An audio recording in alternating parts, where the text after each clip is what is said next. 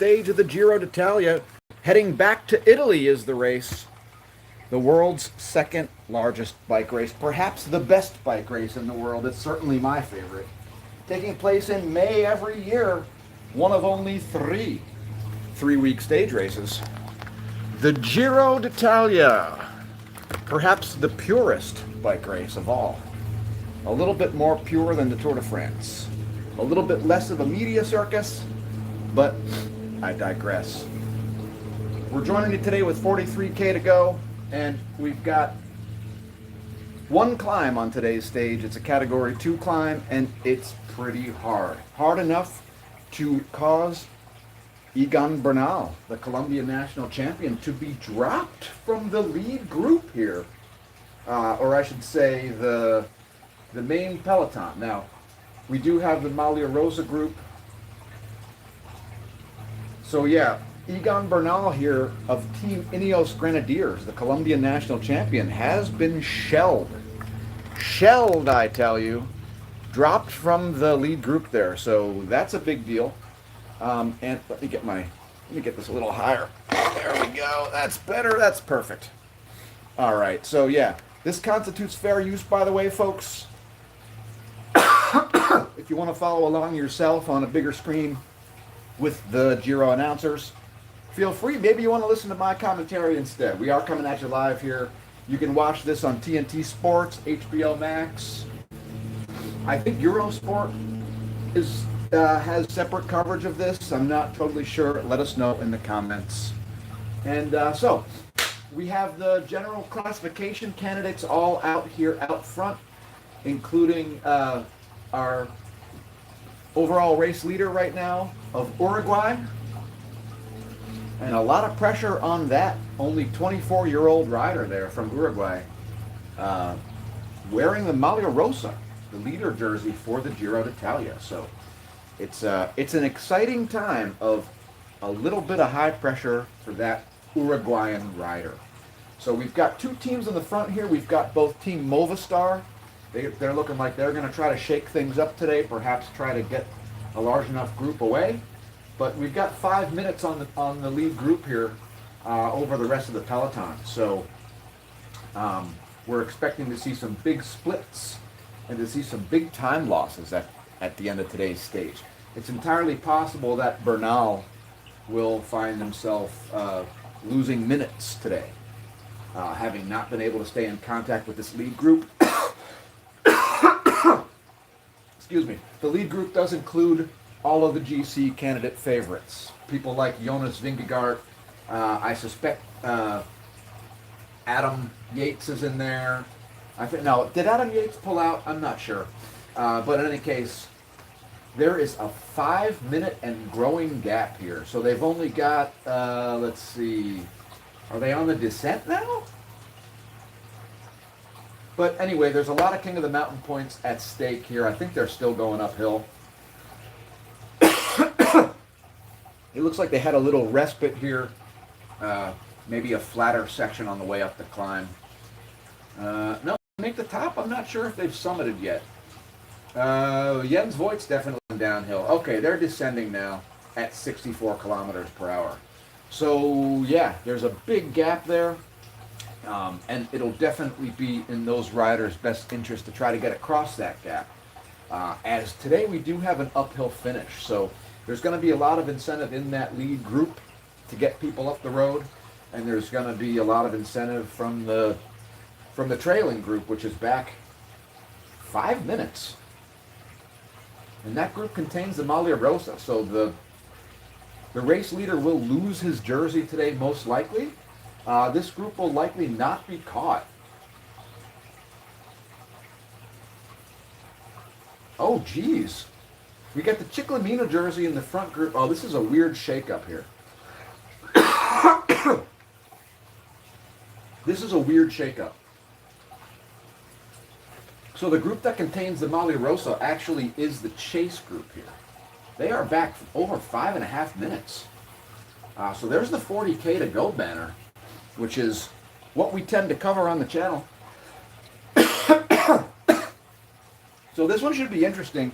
And if the race does get back together, I'm betting on Jonathan Milan of Team Lidl Trek, the Italian ultra powerhouse sprinter and world pursuit record holder.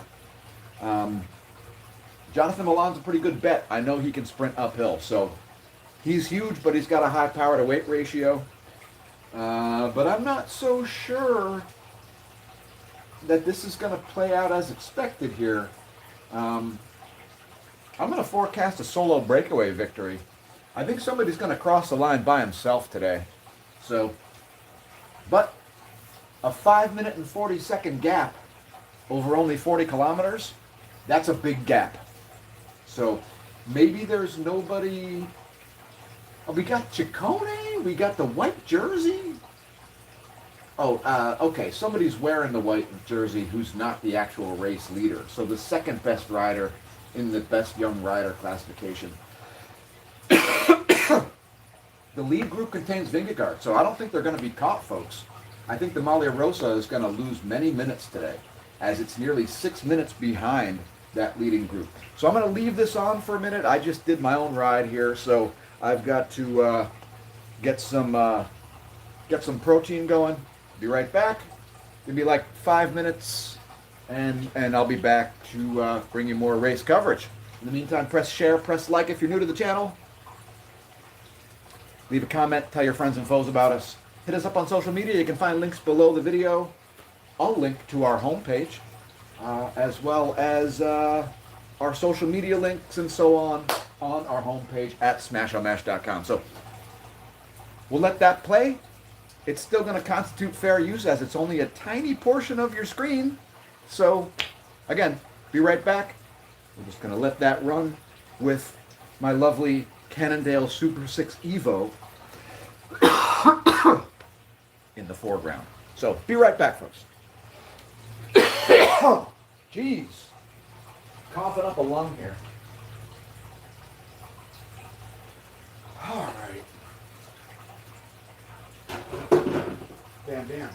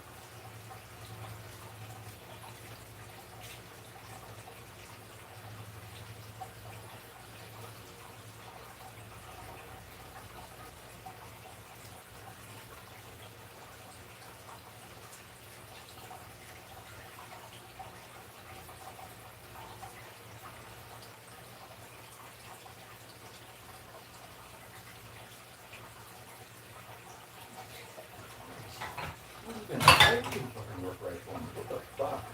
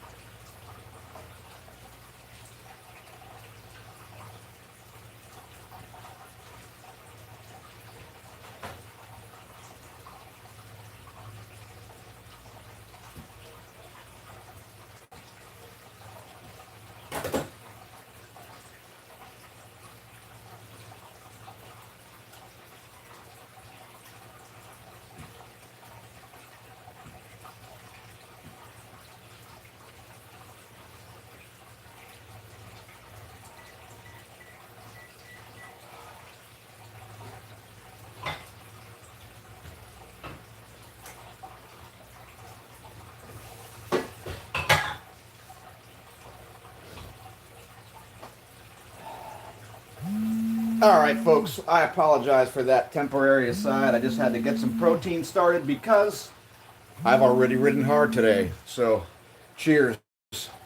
Let us know in the comments what you've been doing. Have you been increasing your fitness? Have you been like getting faster? Have you been riding too much and need rest time?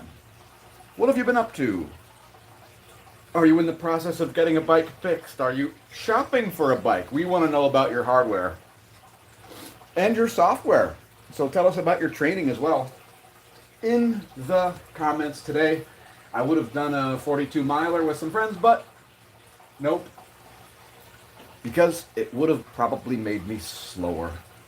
So you gotta, if you're trying to get faster, folks, that's a consumer tip for you. You're trying to get faster. Sometimes you have to sacrifice fun for fast. So it's just the way the cookie crumbles. If you do too much riding, it will definitely make you slower as opposed to faster. So, rest is exactly the same importance as going out and riding hard, because without the one, the other one doesn't do any benefit for you. And like I said yesterday, it takes about 5 weeks for major endurance athlete changes to happen as a result of training. So a month and a half. It takes a month and a half to if you do an 80 miler today, it takes about 5 weeks for the full effects, assuming you do everything right. If you do everything wrong between now and 5 weeks from now, you'll completely erase the benefits of that long, hard ride. So that's why you want to have your season planned out with certain signposts, doing certain things that give you an idea of where your fitness is, and you want to look at the correct data. What's important? Is your wattage important, or is your heart rate important? Is your average speed is your average speed more important, or the number of miles you've been covering more important? You have to know this because if you don't, then you'll probably come up with the wrong solution and end up becoming more slow. So now I apologize for the screen being backwards, but I have to be able to see the screen because of the way the YouTube streaming platform functions. So there's no way to reverse the camera into the regular non-mirror image mode. So yeah, I look backwards. I am backwards. Everything's flipped horizontally, folks. If you look at anything that has writing on it, you'll find that it is indeed backwards.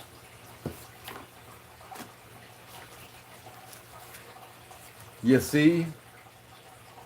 So, that's my emergency poncho from the late 90s.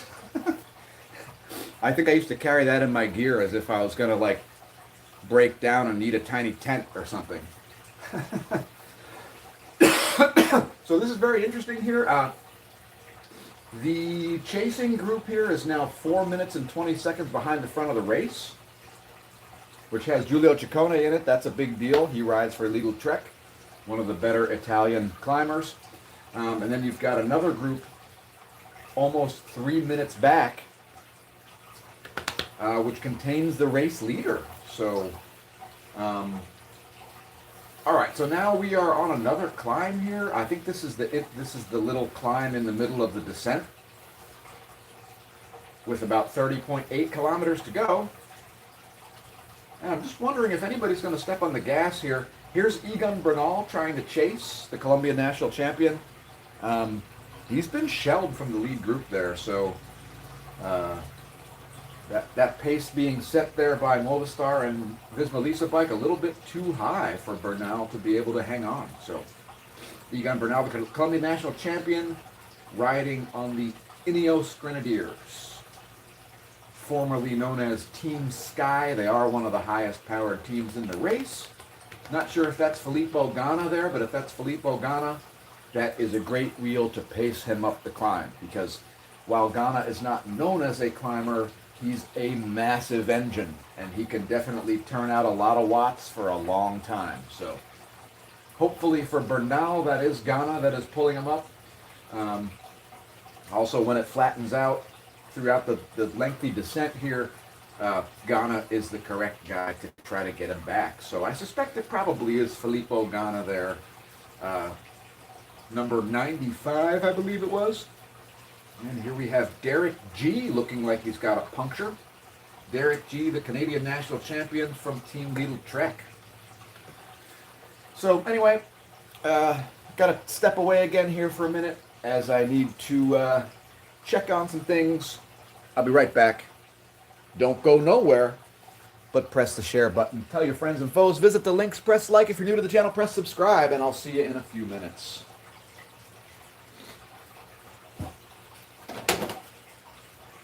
Here's the bike I rode today.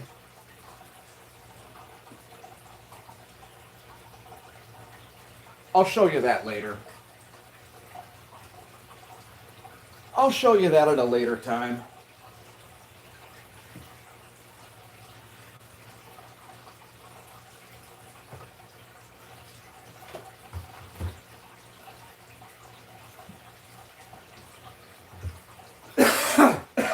Jeez.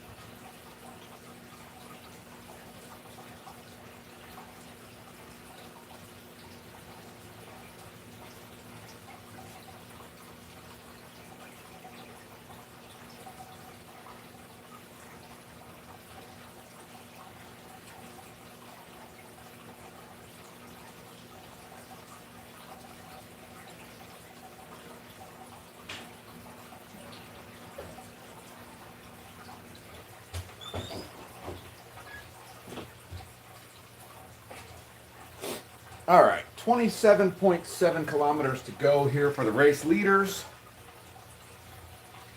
We got 3 groups on the road.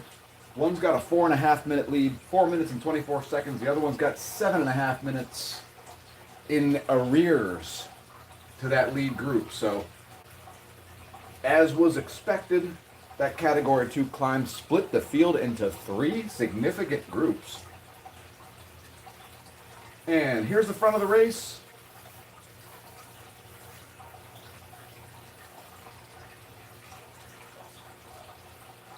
Front of the race containing the white jersey there, which is, I'm not sure who it's worn by, but it's neither here nor there, folks.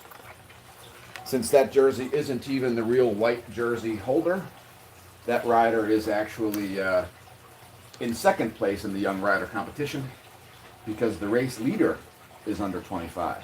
So bear with me a minute here. I'm just going to pull up the Giro website. If you want to check it out yourself, it's giroditalia.it.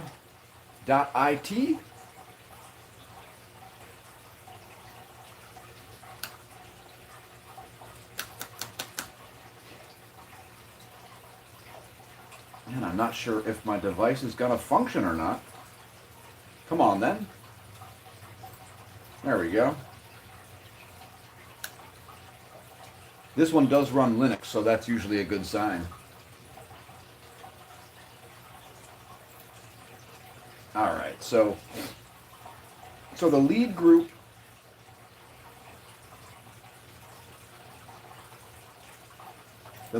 contains I don't know. Let me press refresh. because there is a follow the live race link on the site. It's not going to give you like live TV type coverage, but it is going to tell you who's where. So this lead group, it's got, I don't know. I don't know. I don't know who's where because the website, or maybe the computer, I don't know. It's so fun, folks. It's so fun. I'm sure you're very much enjoying the internet, since it's as broken as it's ever been throughout my entire life. The internet, does it function? I guess it works. I see 6 viewers. So now we're watching a breakneck descent here. You can see Team Movistar leading the way, followed by Visma Lisa Bike. That's the team of Jonas Vingegaard. I'm not sure who the GC contender would be on Team Movistar, but I kind of scoff at Team Movistar a little bit because compared to the other World Tour teams, Team Movistar is pretty weak. Pretty weak. They're pretty underfunded, and on that note, I'm underfunded. So I'll be right back once again here. So just enjoy the coverage here as you see people descending at 95 kilometers per hour.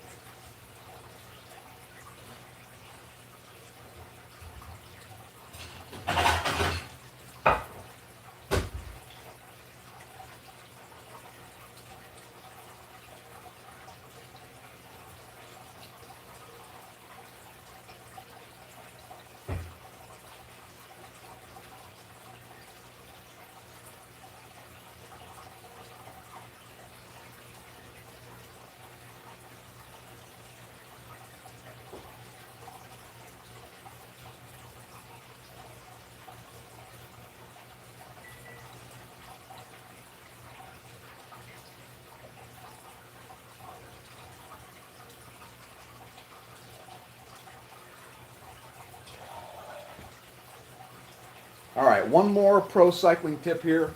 I'm going to give you one more pro tip, folks, just the tip. And here's a pro tip for you. You see these? These are tights. These are extremely constrictive, especially on men. So it's highly recommended that you don't leave your bike shorts on after you're done riding.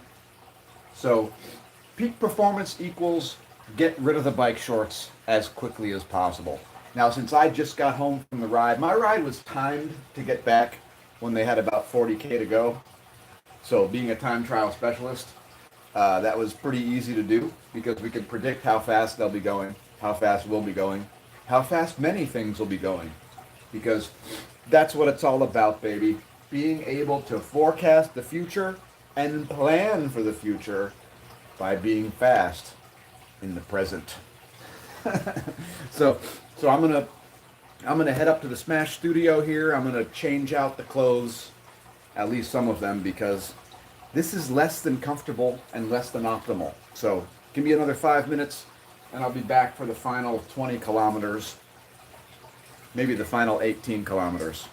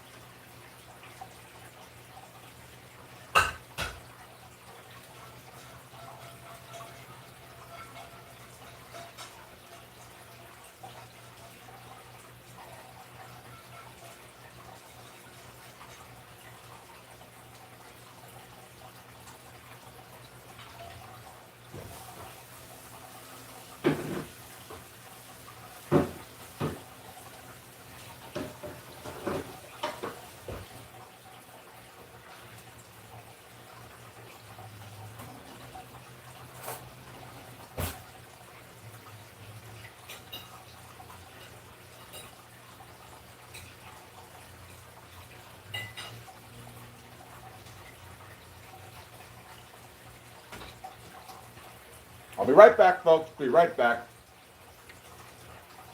20K to go.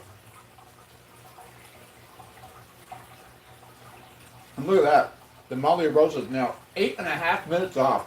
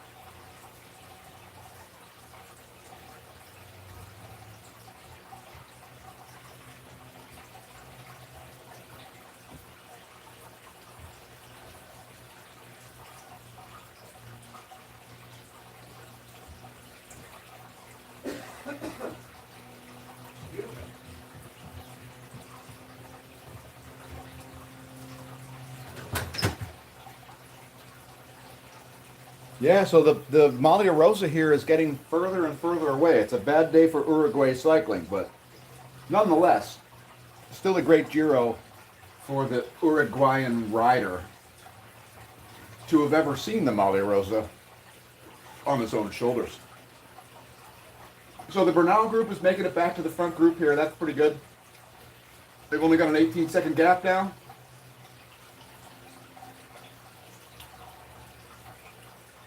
That could be Filippo Ganna. Looks like Ganna. So, in any case, gotta grab the food, and I'll be right back with you for the final 15K.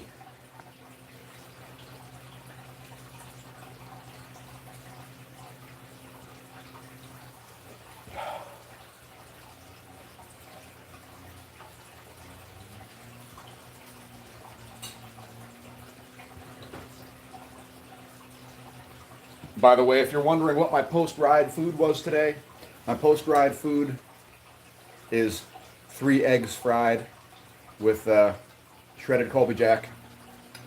And I cooked it with olive oil, and it's got kosher salt and black pepper. A delicious and easy to digest post-ride meal following some hard reps, preceded by some easy reps, and then some easy reps after the hard reps.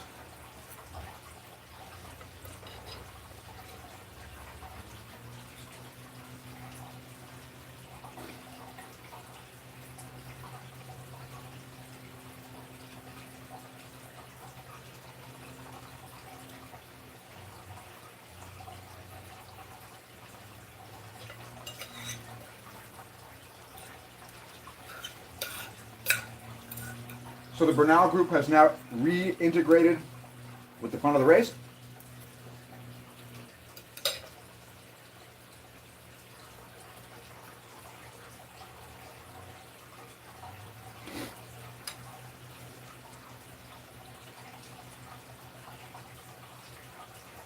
And that's fantastic news for Colombian cycling, because Egan Bernal is a superstar who's won, I think, 2 Tours de France. Then he suffered an injury that threatened to end his career. Got hit by a bus or something in Colombia. And then made his way back, and now he's back at the top level, more or less. So, see how things work out for Egan Bernal.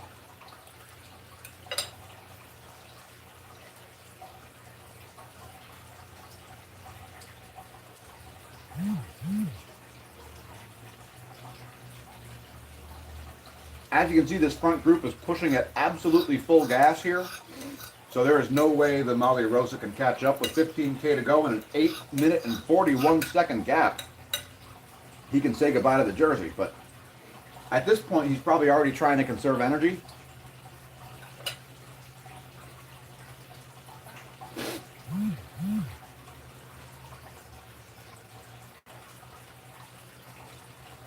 I'm not sure who the favorite's going to be for the sprint here, but today's race winner will come from that lead group. Nobody's making up a 4-minute and 30-second gap between now and the end of the stage. So, because of that, the group that contains Vingegaard and the white jersey and Team Movistar and so forth, that is the group that will produce today's stage winner. I still think it's going to be a solo breakaway because of the GC candidates battling each other. And I picked Filippo Ganna. Filippo Ganna, the time trial specialist from Italy. This is his stage. If he's there, if he's in that group, Filippo Ganna will win today's stage. On a solo breakaway, he's going to cross the line by himself. So, see what happens. But that's my guess.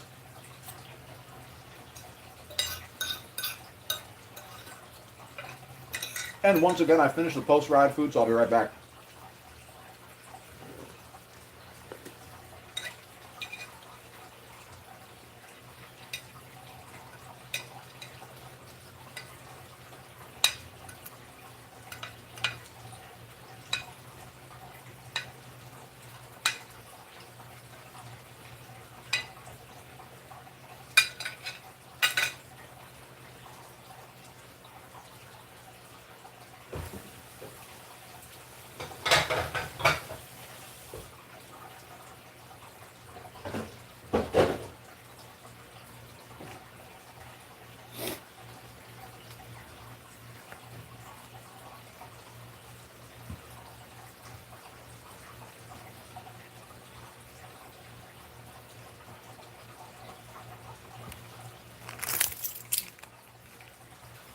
Be back in about 5 minutes with a little bit more commentary. Please stay tuned. Press the subscribe button if you're new to the channel. That's how you find the world's most comprehensive daily space weather videos delivered directly to your YouTube inbox.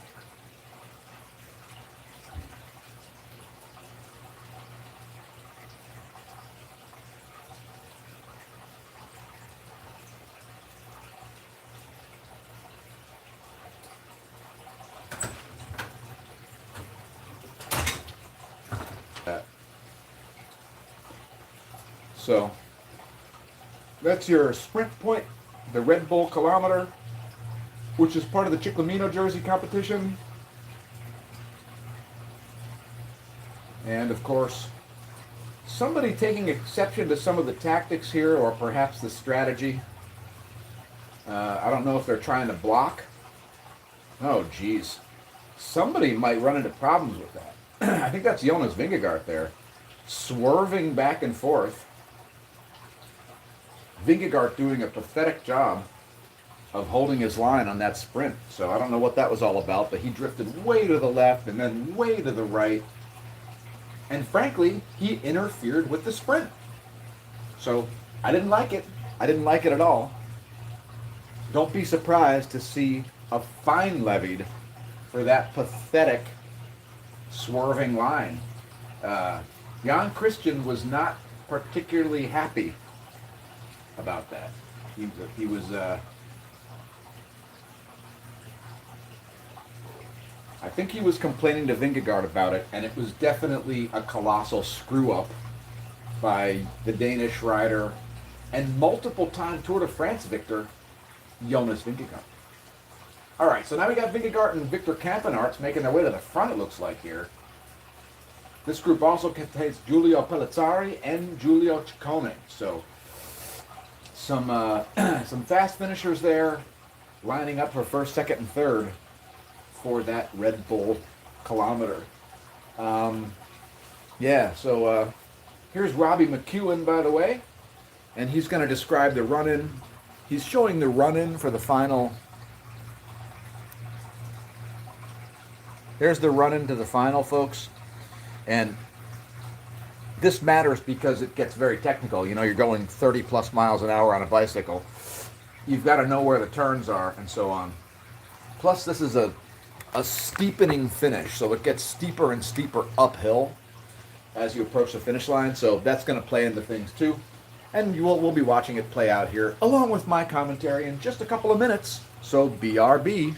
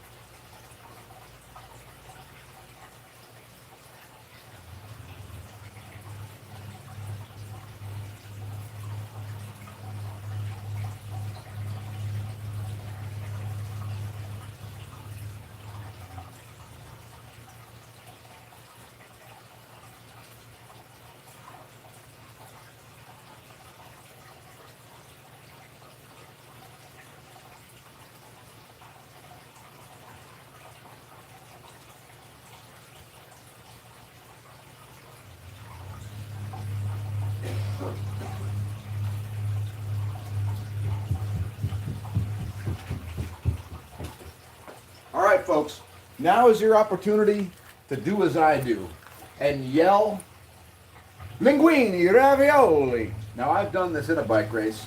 I've actually participated in a stage race or two, and one of the things that I yelled at people on the side of the road was, indeed, linguini, ravioli. I don't know why. It wasn't the Giro. It was the Fitchburg Longo Classic, 2001. But in any case, should be an interesting finish here. The GC contenders, they'll be relaxing for the rest of the day here. So while there will be a bunch of riders who are trying to win the stage, the GC contenders are going to be largely content where they are. 6 minutes ahead of the What is that? What's the red jersey? I don't even know. That must be the Chiclamino jersey. So 6 minutes ahead of the sprint leader and 9 minutes ahead of the overall race lead. So somebody's going to lose like 9 minutes on the day. With only 6.4 kilometers to go, you're not going to see a big change in any of that.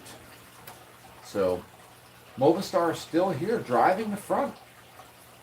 And it looks like their last rider has just peeled off here with about 6 kilometers to go. So not sure if Visma Lisa Bike will spin it up here. Maybe they'll try to set it up to get Jonas Vingegaard the stage win. Don't be surprised to see that happen, because it very well could happen.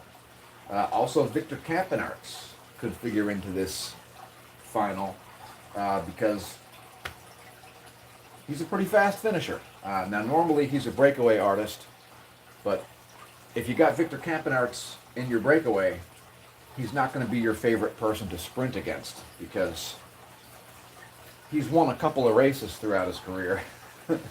Just to exaggerate a little bit, Victor Campenaerts is a very skilled and storied veteran from Belgium. So, or maybe he's Dutch. I don't know. He's either Dutch or Belgian. I think he's Belgian. Yeah, Campenaerts is Belgian. And that's him right there. That's Victor Campenaerts. He's a guy to watch. So that, Visma Lisa Bike could be setting this up to try to launch him. It's even possible that Vingegaard will give Campenaerts a lead out here. So don't be surprised to see something like that happen, because Vingegaard can sprint.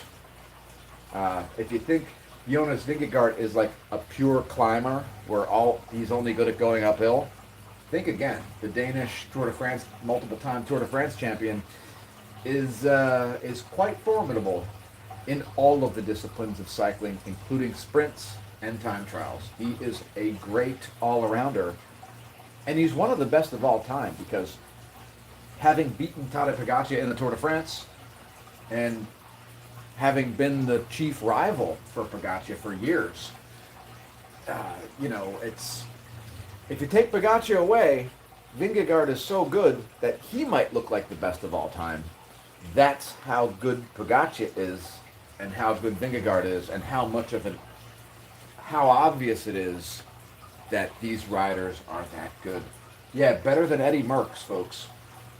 If you're an old-time cycling fan who watched cycling in the 60s and 70s, you might be an Eddie Merckx fan. Well, if you haven't been keeping up with Tadej Pogačar, I'm pretty sure Eddie Merckx will concede that Tadej is a little bit better.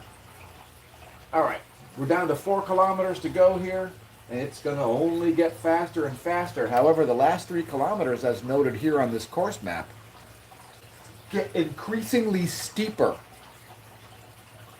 So this might be a really weird sprint. And there may be a series of breakaways that do not work, because their speed is going to actually get slower and slower as they get to the line, because it goes up to like 4% in the final. So that's going to make for a very interesting run-in. There are also a number of 90-degree turns. So 1, 2, 3, 4, 5, 6, 7 turns of 90 degrees in the final bit. So this could be a reason why Visma are planning to launch Campenaerts. I think they're going to try to launch Campenaerts, or maybe even Vingegaard and Campenaerts or something.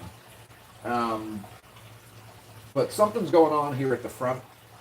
So you may see some shocking things happen in this stage. It looks very weird. The fact that Movistar and Visma are still up there like that, that means that they are pushing the speed to the absolute limit. Because with only 3 kilometers to go in the stage of the second biggest bike race in the world, there's a lot of incentive to win the stage. This is almost as important as a Tour de France stage victory. So all the 3-week stage races are some of the most important race wins of people's careers. So, you talk about an epic day.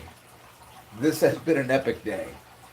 Having come from Bulgaria back to Italy and then just one big climb and the race just splinters. Splinters into sawdust. And somehow Team Movistar is still on the front here.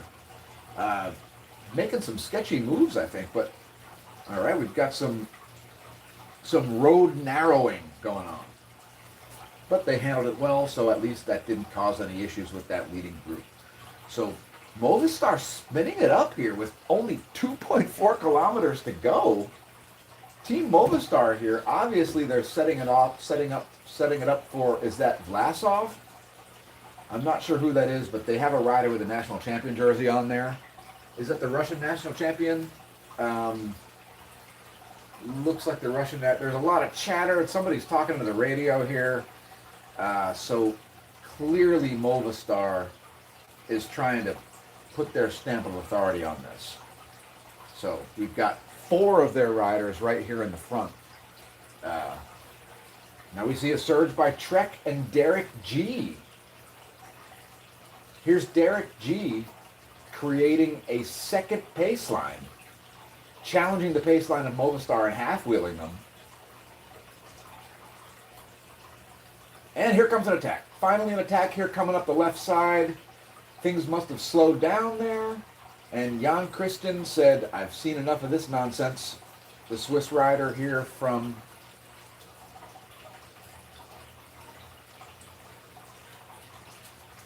there. But the stage goes to UAE. UAE wins the stage with an average speed of 44 kilometers per hour. Geez. So the UAE team wins today's Giro stage.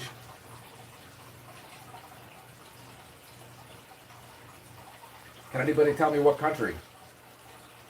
Oh, Jonathan Narvaez. Right. What the heck? Jonathan Narvaez. Isn't he from Colombia? No, he's from Ecuador, I think, right? Yeah, Jonathan Narvaez from Ecuador, the Ecuadorian national champion, takes the stage for United Arab Emirates. So, but he's been one of the fastest finishers in 3-week stage races of the past couple of years. It's not all that surprising, although Narvaez has recently moved from Team Ineos Grenadiers to United Arab Emirates. So I forgot he was on UAE, but there he is. Jonathan Narvaez, Ecuadorian national champion, takes the Giro stage with a perfectly timed and very systematic sprint. He knew he had it by a half a bike length, and everybody else knew he had it by a half a bike length. So it's nice to see that Narvaez here has still retained the amount of form that he had 2 years ago in the Tour de France. There he is, still killing it. For Ecuador. Great day for Ecuadorian cycling and a bad day for Uruguayan cycling, as your Uruguayan Malia Rosa was a little bit tired and got a little bit beaten up there on that Category 2 climb. But great ride for him regardless. I mean, he's got a bright future in the sport, clearly. Of course, Narvaez also somewhat on the young side as far as world riders, and he won that by just about a bike length there. Just about a bike length. There's a finishing cam. And just about a bike length there for Jonathan Narvaez. So, fantastic victory there for the Ecuadorian rider. And cheers. That's there you have it. That's the Giro coverage for the final 40 kilometers of today's stage. So that's where we'll close out. Not sure what he's saying. Not sure who it is. Everybody looks the same. It's Matteo Sobrero of Italy. Anyway, I've been your host, Dan, a.k.a. Smash-O-Mash, signing off. And until next time, may that tailwind be at your back.